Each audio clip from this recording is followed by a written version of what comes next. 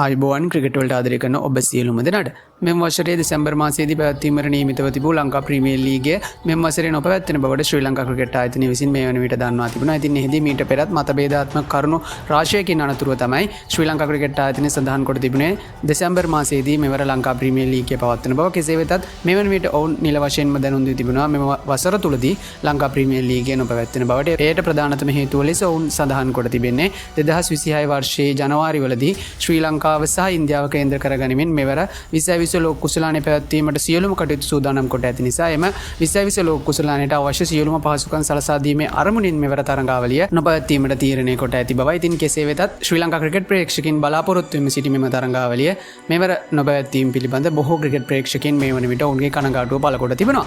ඉතින් ඊට අමතරව ක්‍රිකට් ප්‍රේක්ෂකයින්ට තවත් සුබදායි ආරංචියක් ඊයේ දිනේදී ලැබෙනවා. මේ වන විට පැවැත්වෙන කාන්තා එක්දින ලෝක කුසලානේ පිළිබඳ. ඉතින් මේ වන විට කාන්තා එක්දින ලෝක කුසලානේ පළමු වටේ අවසන් තරඟ කිහිපය තමයි පැවැත්වෙමින් තිබෙන්නේ.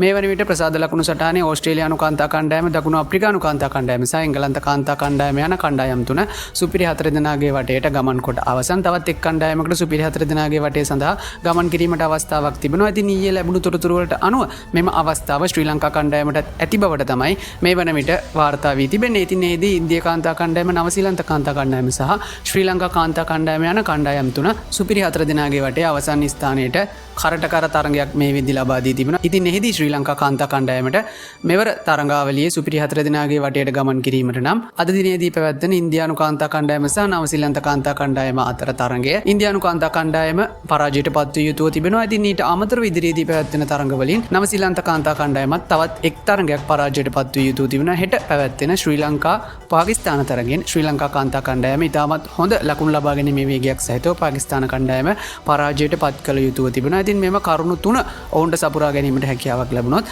2025 කාන්තා එක්දින ලෝක කුසලානේ සුපිරි 4 දෙනාගේ වටේට ගමන් කිරීමට ශ්‍රී ලංකා කාන්තා කණ්ඩායමට හැකියාවක් ලැබෙනවා. කෙසේ වෙතත් ඔවුන්ට ඇති ප්‍රබලතම ගැටලුව බවට පත්ව තිබෙන්නේ හෙට පාකිස්තානයේ සමගින් තරගය පැවැත්වෙන්නේ කොළඹ ආර් ප්‍රේමදාස ක්‍රීඩාංගණයේදී වීම. ඉතින් එහිදී කොළඹ ආර් ප්‍රේමදාස ක්‍රීඩා පිටියේ පැවැත්වුණු තරග කිහිපයක්ම මේ වන විට වර්ෂාව හේතුවෙන් අතහැර දැමන්නට සිදුව තිබීම තමයි ශ්‍රී ලංකා කාන්තා කණ්ඩායමට ඇති ප්‍රබලතම ගැටලුව බවට මේ වන විට පත්ව තිබෙන්නේ. ඉතින් මේ පිළිබඳ ක්‍රිකට් ප්‍රේක්ෂකයන් විදිහට ඔයාලගේ අදහසුත් පහලින් කමෙන්ට් එකක් විදිහට දාගෙන යන්නත් අමතක කරන්න එපා. ක්‍රිකට් පිටිය අලුත් වන සියලුම තොරතුරු එසේනින් දැනගන්න අපිව subscribe කරන්න. ඒ වගේම description එකේ තියෙන link එකකින් ගිහලා අපේ WhatsApp channel එකත් follow කරන්න අමතක කරන්න එපා.